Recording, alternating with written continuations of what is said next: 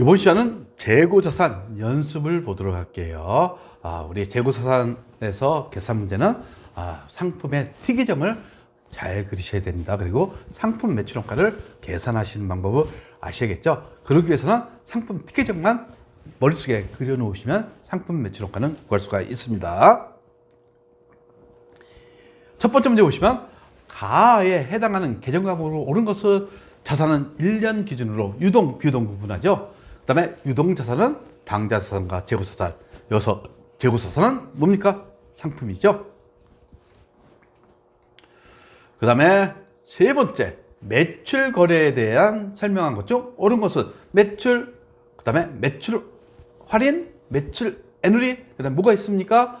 매출 환입이 있죠. 이것은 총 매출액에서 차감하는 겁니다. 결국 620만 원에서 18만 원, 20만 원 차감한 금액이 582만 원이 순매출액이 되는 거죠. 결국 순매출액을 구하는 겁니다. 이것은 영업의 비용이 아닙니다. 매출 할인이, 그 다음에 매출 할인입은 매출액을 차감하는 항목이라는 거 알고 계시면 되겠죠.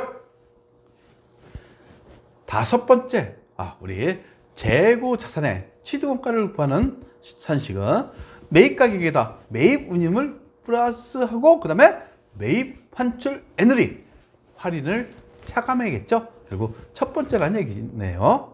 그리고 5번 같은 문제는 뭐 쉽게 찾을 수가 있어요.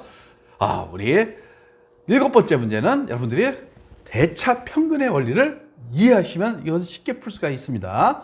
지금 당기순이익이 지금 매출원가하고 당기순이익을 줬죠. 그러면서 기말 재고자산을 과대평가했대요. 과대평가.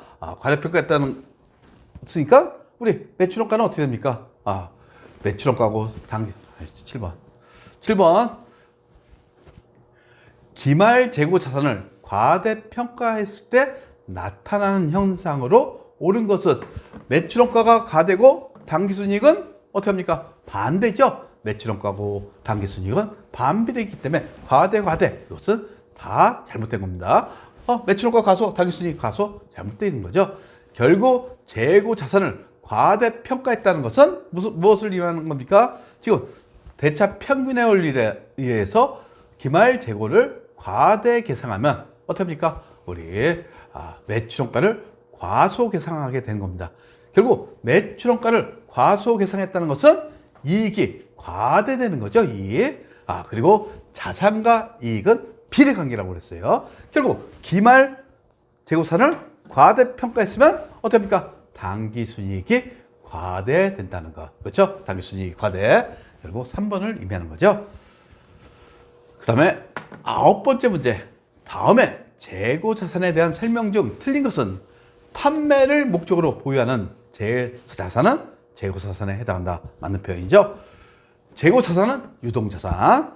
3번 같은 문제는 이것은 전산회계 1급에서 나오던 문제입니다. 아마 출제하신 분이 처음 출제하시는 분인 것 같아요. 그래서 이것에 대해서는 여러분들은 전산회계 1급에서 배울 거예요. 그러니까 이것은 제가 간략하게 설명할게요. 지금 취득원가를 장부금액을 했죠. 다만 시가가 상품의 시가가 취득원가보다 낮아졌어요. 이것을 우리는 저가법이라고 합니다. 저가법일 경우에 낮았을 경우에 그것을 장부금액으로 하게 됐어요. 이것을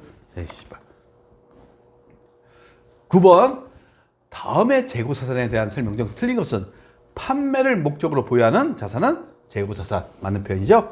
그 다음에 재고자산은 유동자산에 속하는 자산이 되는 겁니다. 그 다음에 세 번째 같은 경우에는 재고자산은 취득원가를 장부금액으로 한다. 이거 당연한 거죠. 다만 시가가 취득원가보다 낮은 경우에는 시가를 장부금액으로 한다. 이것은 전산회계 1급에서 공부할 내용입니다. 아마 출제자가 기준을 잘 모르는 것 같아요. 그러니까 그렇더라도 어차피 우리는 전산회계 1급에서 공부할 거니까 기본적인 내용을 알고 계시면 됩니다. 즉 상품의 시가가 100원인데 이게 하락했어요. 이럴 경우 어떻습니까? 낮은 가격으로 잡겠다. 그래서 재고자산은 저가법이라고 합니다. 저가법. 만약 높아졌다 해서 평가이익으로 하잖아요. 우리가 공정가격법은 올라가면 이익, 떨어지면 손실이라고 했죠. 근데 저가법은 내려갈 때만 손실을 인식하는 게 저가법입니다. 이것은 전산회계 1급에서 배울 거예요. 맞는 표현이죠. 그 다음에 재고 자산을 판매하기 위하여 발생하는 비용은 판관비죠. 판관비. 그래서 재고 자산의 취득원가에 포함된다. 잘못된 표현이 되는 겁니다. 10번째, 장보고 회사의 매출원가하고 매출 총이익은 얼마인가? 선의선취법을 적용하고 있다. 이렇게 했어요. 결국 기초상품이 있고 단기 매입이 있고 800개가 팔렸어요. 그러면 어떤 게 먼저 팔렸어요? 첫 번째, 기초상품이 팔렸죠. 그 다음에 단기 매입 중 700개가 팔렸어요. 그러면 우리 단기 상품 판매액은 800개에 4,000원이니까 우리 매출액을 구할 수 있죠. 320만 원이 되는 겁니다. 그리고 매출원가를 구할 수가 있죠. 매출원가 요거 그렇죠? 100개하고 우리 요거 700개 곱하기 3,000원 그러면 230만 원이 되는 겁니다. 그러면 매출 총이익 또는 매출이익 이것은 매출액 320만 원에서 매출원가 230만 원을 차감한 90만 원이 매출 총이익이 되는 겁니다. 다음 중 재고 자산으로 분류되는 것은 투자 목적으로 취득한 건물이 있어요. 이것은 투자 자산, 우리 비유동 자산 중 투자 자산으로 분류합니다. 그 다음에 사무실에서 사용하는 책상과 의자, 이것을 우리는 비품이라고 합니다. 영업 목적으로 구입했다고 표현하죠. 그래서 이것은 유형자산, 비품으로 분류하게 돼 있어요. 그 다음에 부동산 매매업자가 판매하기 위해서 보유하고 있는 토지. 우리 일반적으로 부동산 매매업자가 아니면 토지는 유형자산이 되는 거죠. 근데 부동산 매매업자는 무엇을 하는 겁니까? 부동산을 사고 파는 것을 하는 거예요. 결국 부동산 매매업자의 입장에서 토지는 상품에 해당되는 겁니다. 결국 재고자산이 되는 거죠. 3번이 되는 것이고, 그 다음에 직원 휴게실에 배치되어 있는 TV. 이것은 우리 형태가 있는 유형자산, 즉 비품으로 분류하게 되어 있다는 거. 그래서 유형자산이 되는 겁니다. 그 다음에 13번째 보시면 정상적인 영업 과정에서 판매를 위하여 보유하거나 이것은 상품을 의미하는 거죠. 그 다음에 생산 과정에 있대요. 생산 과정에 있다는 것은 제가 간략하게 설명했지만 제공품, 즉 공정에 있다고 표현하는 겁니다. 있을 때 하다가 공정을 의미하는 거죠. 그래서 공정에 있다 해서 제공품. 그 다음에 생산 또는 서비스의 제공 과정에 투입될 상품이나 원재료의 형태로 존재하는 자산. 이것은 무엇을 의미하는 겁니까? 재고자산을 의미하는 거죠. 주관식 문제 보시면 다음 자료에서 상품 순매입액은 구매 수량이 몇 개? 1000개의 단가 5,500원 곱하시면 총 매입액이 되는 거죠. 그 다음에 15만 원은 당사가 부담했으니까 매입부대 비용. 근데 계속적인 거래를 위해서 깎아줬다. 이것은 우리 매입 애누리가 되는 거죠. 매입 애누리 50만 원 해줬다 이겁니다. 순매입액 구할 수 있죠. 결국 1000개 곱하기 5,500원. 그 다음에 운임 플러스하고 매입 애누리 차감한 515만 원이 순매입액이 되겠네요. 그 다음에 상품의 취득원가를 계산하면 얼마인가 이렇게 돼 있어요. 매입 상품 수량 110개 단가 곱하시면 되는 거죠. 그 다음에 운반비 플러스하고 매입 수수료 플러스하고. 근데 매입 후 판매 시까지 발생한 창고 보관료는 이것은 비용입니다. 비용. 만약 매입 전에 어디다 잠시 보관했다. 이럴 경우에는 구매자가 부담했을 때는 상품의 취득원가를 구성하지만 이것은 매입 후기 때문에 이것은 일반적인 비용이 해당되는 겁니다. 그러면서 이제 취득원가는 120개 곱하기 3,000원, 그 다음에 운반비하고 수수료 또한 37만 원이 우리 상품의 취득원가가 되는 겁니다. 4번 문제가 좀 까다로울 수가 있어요. 지금 갑상품 200개 개당 단가가 1,000원이에요. 결국 이게 총 매입액이 되는 거죠. 창고에 입구됐대요. 결국 20만 원이 되는 겁니다. 근데 운임은 누가 부담했나요? 하니까 상품 대금중 5만 원은 현금 지급하고 나머지는 외상으로 돼 있고 운임은 상대방이 지불했다. 그러니까 매입 운임이 없죠. 근데 갑상품 10개가 흠이 발견되어 반품시켰습니다. 이렇게 됐어요. 결국 총 매입액은 200개 곱하기 1,000원이니까 20만 원이 되는 거예요. 그 다음에 여기에 열상품 10개 반품시켰다고 그랬죠? 이게 뭡니까? 매입 환출이 되는 겁니다. 매입 환출. 그러면 매입 환출 금액 구할 수 있죠? 10개 곱하기 1,000원 하니까 10,000원이 매입 환출이 되는 거예요. 그러면서 약속일 8월 30일 전인 8월 30일에 나머지 외상 매입 대금을 지급하고 외상 매입금의 10%를 할인받았습니다. 여기서 외상 매입금을 구하실 줄 아셔야 돼요.